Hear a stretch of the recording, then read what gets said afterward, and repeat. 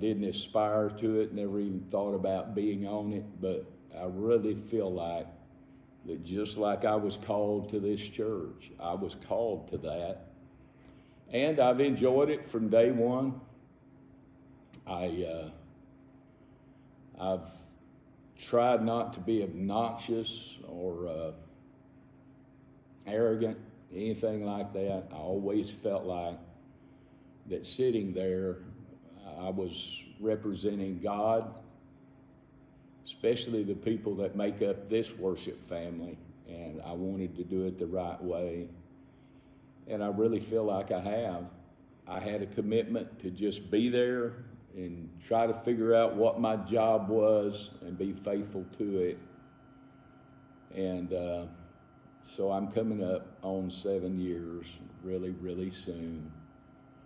And in those 7 years, I've only been opposed one time, and that was in 2018. And I had one opponent, and that was Miss Glidewell. And we had a candidate forum over at Lamar Elementary, and I still remember that today. As much as I've gotten up and spoken in front of people, there was about 250 people there that night. And I was as nervous as I was when I got up to preach the first time. And but we were mutually respectful of each other. She did a great job that night, and I always considered myself fortunate to have prevailed in that. And then in 2020, no one ran against me. In 22, it was the same. And so that's the only opponent that I've ever had in a city council race. And then I started hearing about a recall, and I just wasn't willing to say anything because I didn't want what I said to be taken rightly or wrongly. I just felt like it was safest for me to just respect the process, and after everything played out, then I could make a statement like this. And so I will tell you, I feel fortunate to have been able to serve with 3 city managers: Lance Howerton, Randy Criswell, and now Dean Sullivan. I've served with 4 mayors. Mike Allen, he was kind of my hero. He served the city for about 21 years on the city council and 10 years as the mayor. One of the finest people I know. And then Christopher Perricone, Tammy Underwood, and now Reagan Wallace Johnson. And I know I've treated all of them with respect. I treated them like I'd want to be treated. And then a host of people on the city council. And it's been an incredible privilege for me to serve there. I don't have any animosity against anybody who initiated or participated in the recall. I will tell y'all, though, that I think they were disingenuous in the way that they went about it. I've got neighbors that told me they were asked 2 questions. Do you want your water rates to go up by a certain percentage? And are you in favor of Turkey Peak? And I was never mentioned. They said we had no idea that if we signed that put you in peril on the city council. And so that's all I'm going to say about that. I wasn't there. I'm just telling y'all what some of my neighbors, and I've lived in that house right down the street since February of 2002. And before that, I lived on 16th Avenue on the other side of the junior high. So I've been right here for 23 years. 26 years.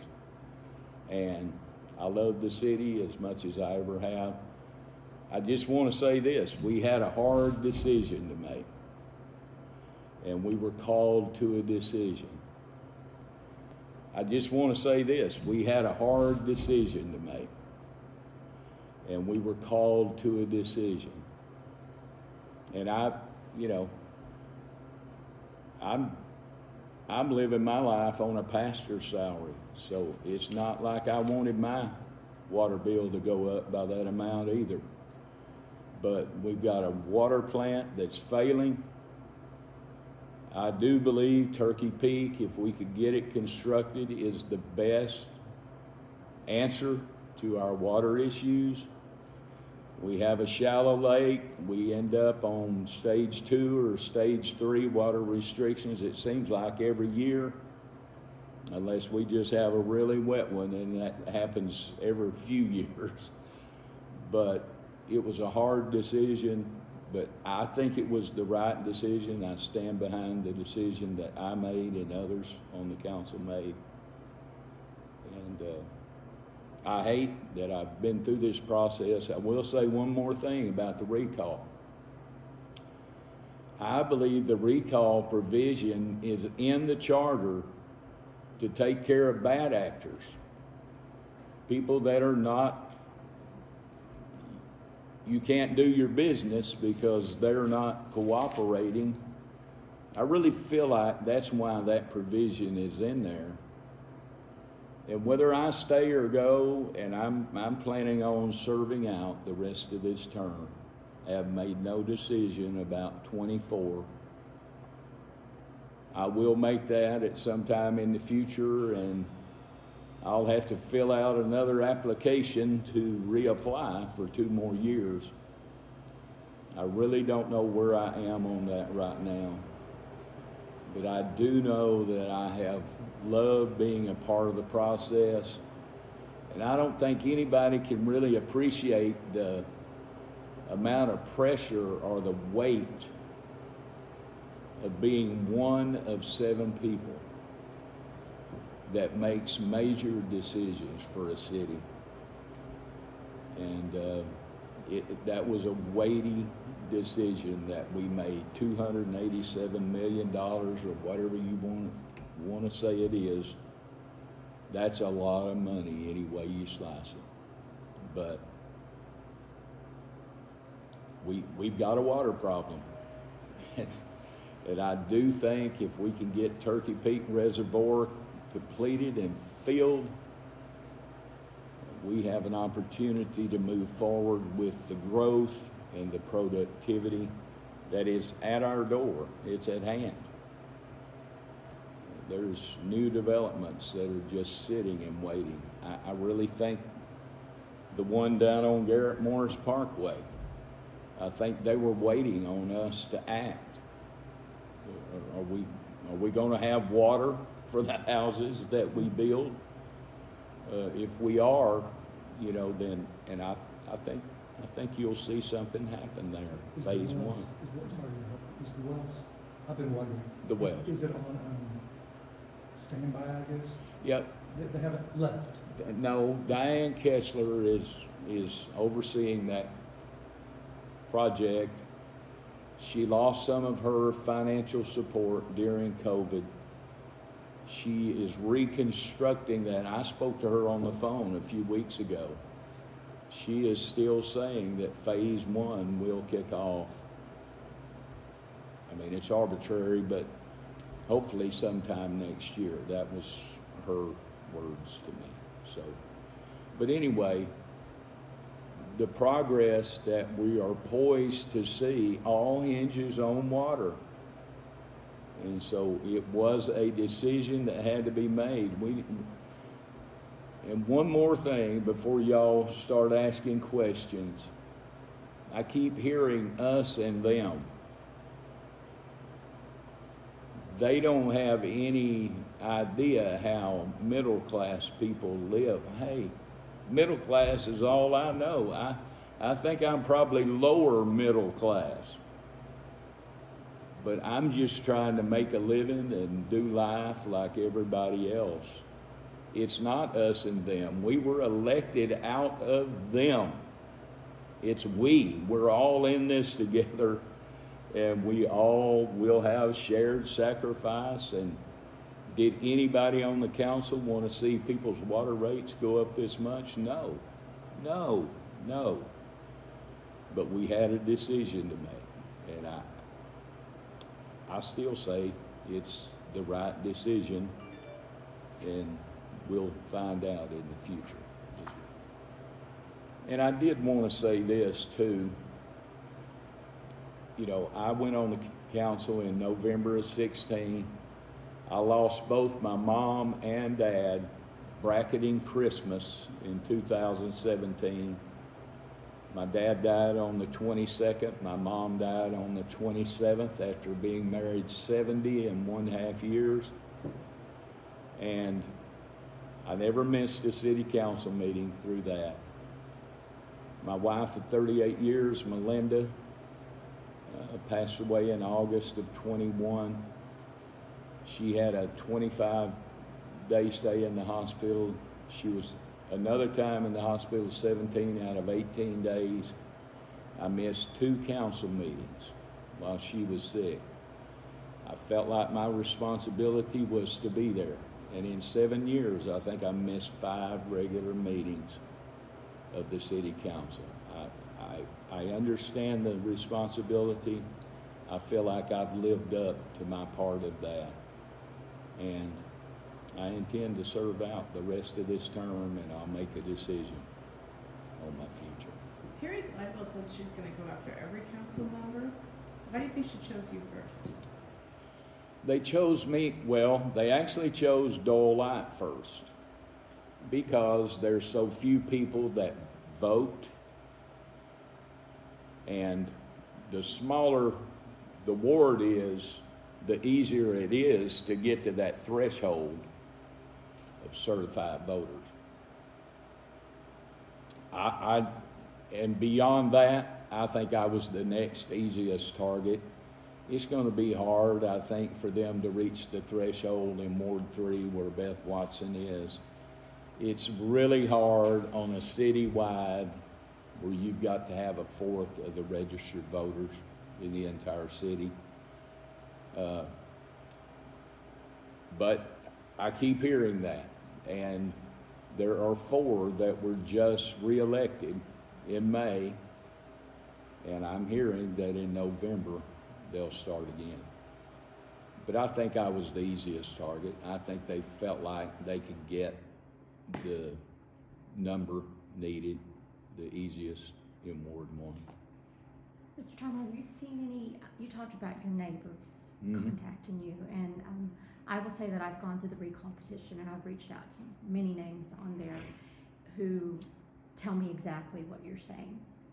Of the 10 people that I reached to, one knew what they were signing. The rest were presented that it would keep the water rates down.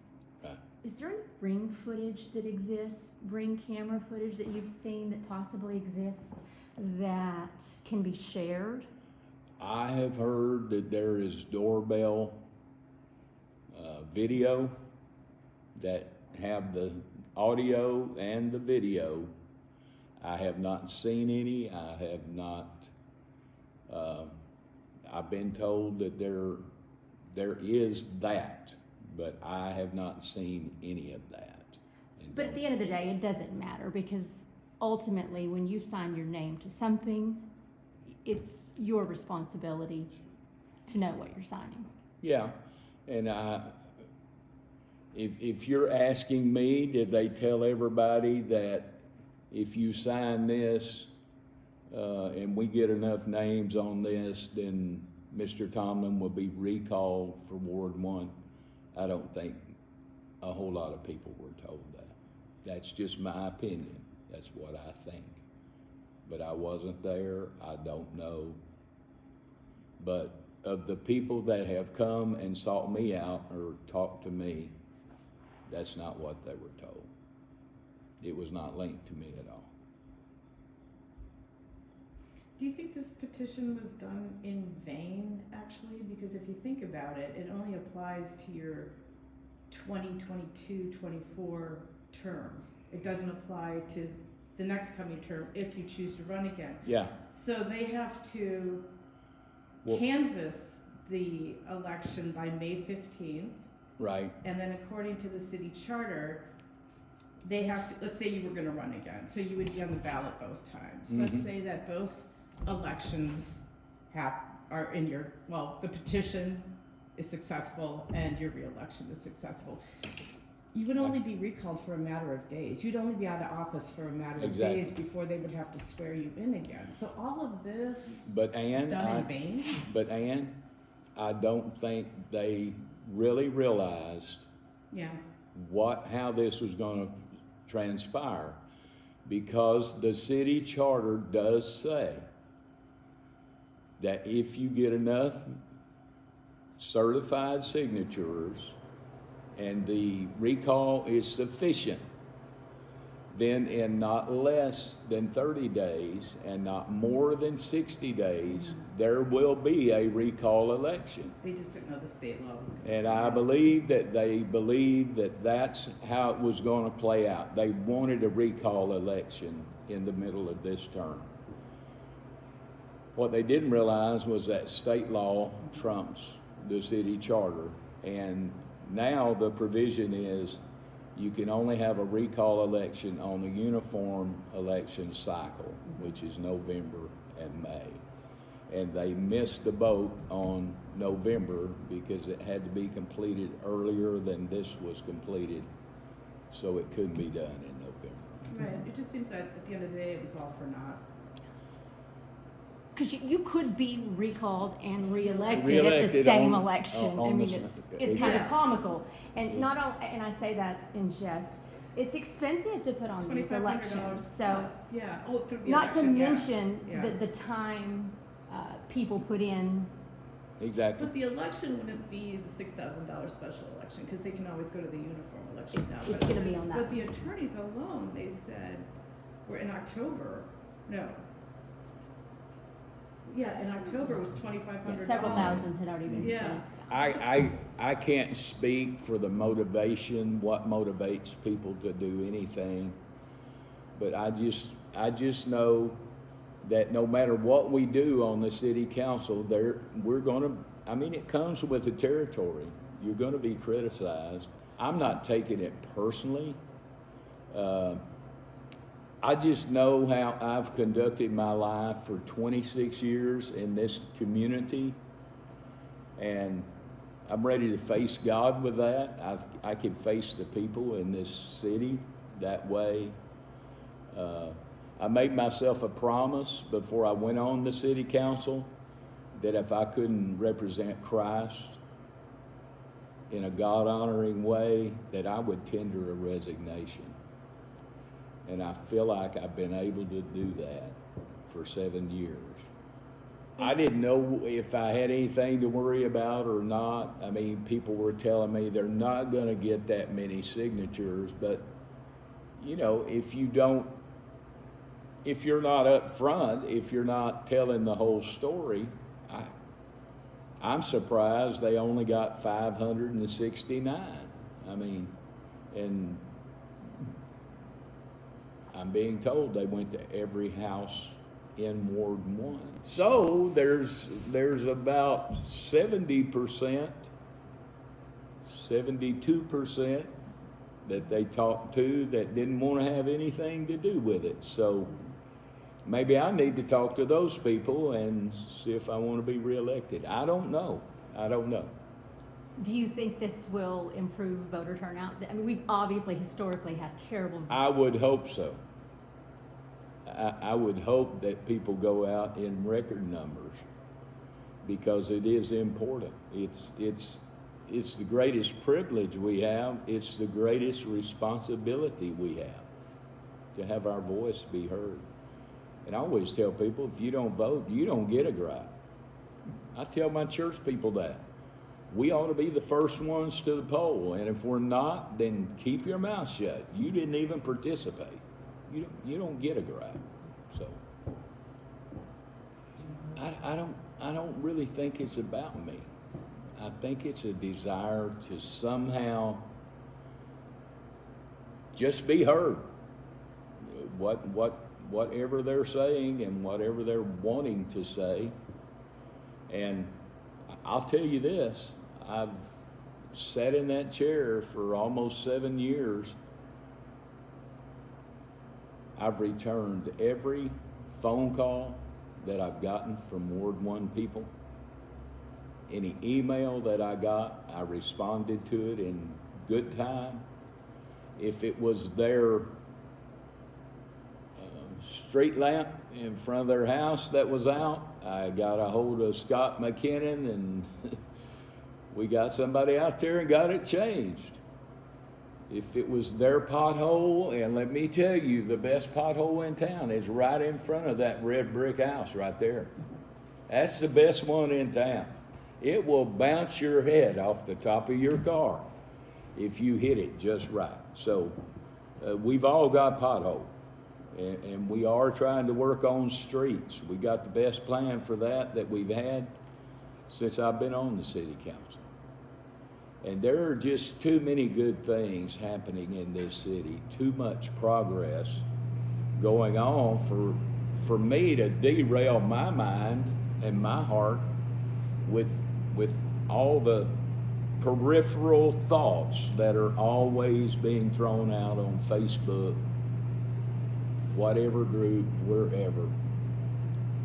I just show up first and third Tuesdays. I try to be as prepared as I can, and I try to make decisions that I think are right for the city today and that will be beneficial for the city 5, 10, 20, 50 years from now, long after I'm gone. This doesn't change my feeling about mineral wells, about what I've done on the city council. And I would just, y'all quote me on this, I would tell you that the city of Mineral Wells, I can exclude myself from this statement. They are blessed to have the other 6 people that sat at that dais. They're some of the finest, brightest, best informed people about this city that I know. And they're not flippant about it, they're serious about it. And we've seen a lot of good things happen in the last 6, 8 years. I've had very little to do with it, but at least I've been at the table. And I've had an opportunity to have my voice heard.